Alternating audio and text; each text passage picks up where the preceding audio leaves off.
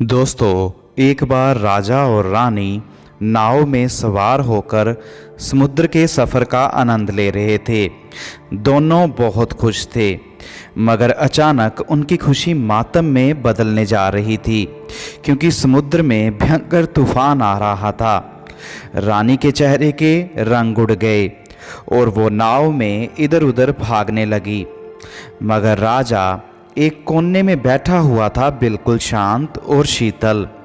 रानी को अपनी मौत सामने नजर आ रही थी।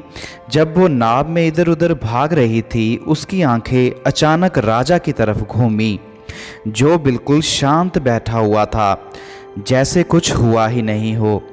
रानी भागते भागते राजा के पास पहुंची और बोली, इधर मौत हमारे सामने घूम रही है और आप बिल्कुल शांत बैठे हो। आपको डर नहीं लग रहा मौत से?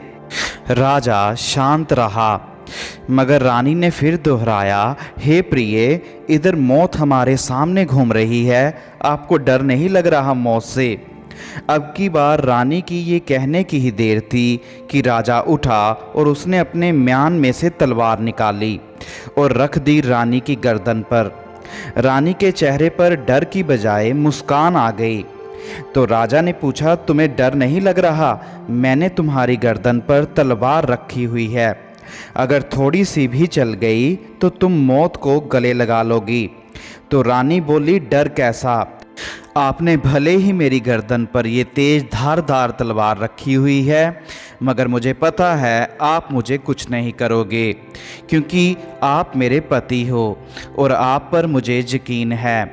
तो राजा बोला, बस मैं भी इसलिए नहीं डर रहा हूँ क्योंकि मेरे पति ने ये तूफान रूपी तलवार मेरी गर्दन पर रखी हुई है और मुझे पता है मेरा पति मुझे कुछ नहीं करेगा।